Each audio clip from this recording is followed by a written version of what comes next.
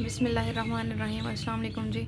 अच्छा जी, हमने टॉपिक पढ़ा था इंग्वाइनल कैनाल का, तो जिसमें मैंने आपको बताया था कि ये किस तरह से मसल्स में से गुज़रती है ये कैनाल।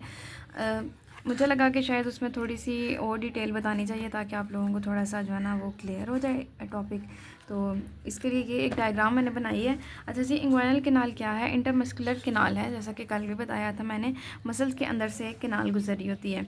ये इसका मॉडल हमने तैयार किया था जिसमें बताया गया था कि ये इसका डीप रिंग है जो कि ओवल शेप्ड है, ठीक है, और ये इसका सुपरफिशियल रिंग है जो कि ट्रायंगुलर शेप्ड है, ठीक है, और ये अंदर से कैनाल रन कर रही है, ठीक है।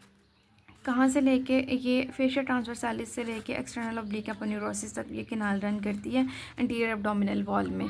और इसके रिलेशंस में बाउंड्रीज़ में कौन कौन से मसल्स आते हैं, इसके किस तरह से इसकी बाउंड्रीज़ हैं, वो समझाने के लिए ये मैंने एक डायग्राम छोटी सी तैयार की है। इसमें से देख लेते हैं हम, ठीक है, ताकि थोड़ी सी आसानी हो जाए। अच्छा जी, क्या है ये? हमारे पास इंग्वाइनल कैनाल रन कर रही है जैसे कि इस मॉडल में बताया गया है, ठीक है। फेशियल ट्रांसवर्सालिस से एक्सटर्नल ऑब्लिक एपोन्यूरोसिस तक ये हमारे पास कैनाल रन कर रही है, जिसमें जो डीप रिंग है वो फेशियल ट्रांसवर्सालिस से बनता है, ठीक है, वहाँ से निकल रहा होता है, और जो सुपरफिशियल रिंग है वो एक्सटर्नल ऑब्लिक एपोन्यूरोसिस में एक गैप है, ठीक है। अच्छा जी, अब हमारे पास इसकी ये कैनाल जो है ये ऑब्लिक होती है और फॉरवर्ड होती है, ठीक है जी, मीडियली जा रही होती है। तो उस हिसाब से कल मैंने बताया था कि ये इसकी एंटीरियर वॉल है, ये सारी एंटीरियर वॉल है, तो इसकी एंटीरियर बाउंड्री इस जगह पे आएगी, ठीक है, इस जगह पे। और जो इसकी पोस्टीरियर रिलेशंस हैं, ये इसकी पोस्टीरियर वॉल है, ठीक है, यहाँ से ये सारी इसकी पोस्टीरियर वॉल है और पोस्टीरियर रिलेशंस इसके इस जगह पे आएंगे। अब इस फिगर से देखें, ये इसके एंटीरियर रिलेशंस हैं, ये पोस्टीरियर रिलेशंस हैं, ठीक है, और जो इसके ऊपर से गुजर रहे हैं, ठीक है, वो इसके इंग्वाइनल कैनाल का रूफ बना रहे हैं मसल्स, ठीक है जी। अब जैसा कि बताया था मैंने, इंग्वाइनल कैनाल के एंटीरियरली क्या होता है हमारे पास। अच्छा, ये बॉडी की लैटरल साइड है, ठीक है, ये मीडियल साइड है, ठीक है। Inguinal canal medially downward forward move कर रही होती है, ठीक है। अब हमारे पास क्या है कि इसकी एंटीरियर बाउंड्रीज़ में external oblique aponeurosis, internal oblique muscle, transversus abdominis और फेशियल ट्रांसवर्सस एब्डोमिनस, यहाँ तक ये इसके एंटीरियर रिलेशंस आते हैं, ठीक है।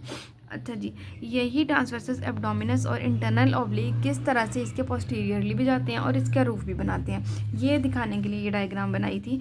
ये देखें, इंटरनल ऑब्लिक है, इसके ये फाइबर्स जो है ना ये ऐसे एक आर्च बनाते हैं और इसके ऊपर से गुजर जाते हैं, ठीक है। इसी तरह से ट्रांसवर्सस एब्डोमिनस के भी, लेकिन ये जो है कैनाल के पोस्टीरियरली आधे हाफ में जो है ना ये अलग अलग मसल्स के तौर पे रहते हैं, ठीक है।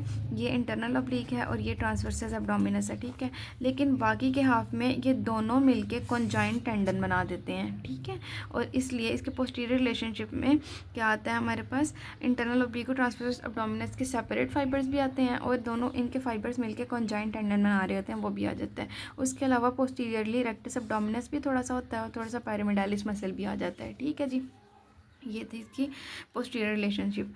अच्छा, रूफ कैसे बनता है ये बहुत क्लियर है कि इसके ऊपर से जो फाइबर्स रन कर रहे हैं वो इसका इंग्वाइनल कैनाल का रूफ बना रहे होते हैं, ठीक है।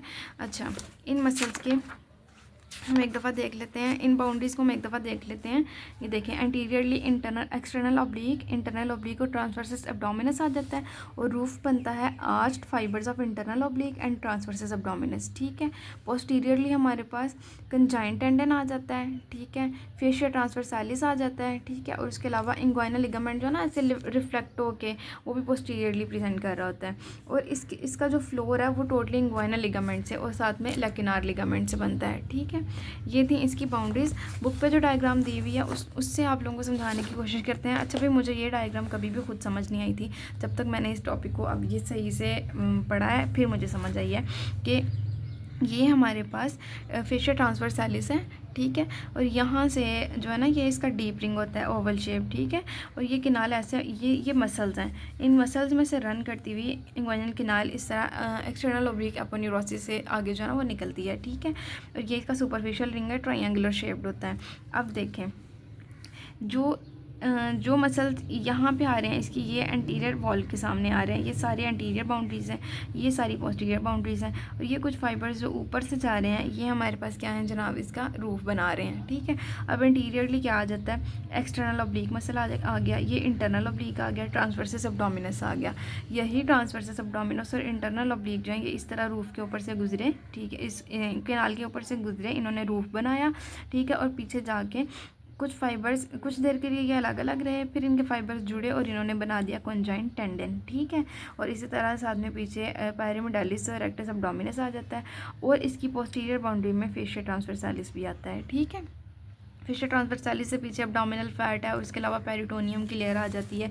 ये थी हमारे पास इंग्वाइनल कैनाल का थोड़ा सा जो कॉन्सेप्ट मज़ीद देना था। अब मुझे उम्मीद है कि आप लोगों को मैंने अच्छे से अपना जो अपने हिस्से का नॉलेज था वो डिलीवर कर दिया। मुझे उम्मीद है आप लोगों को समझ आ गई होगी। अभी तक आपको कोई मसला हो कैनाल्स में। Thank you.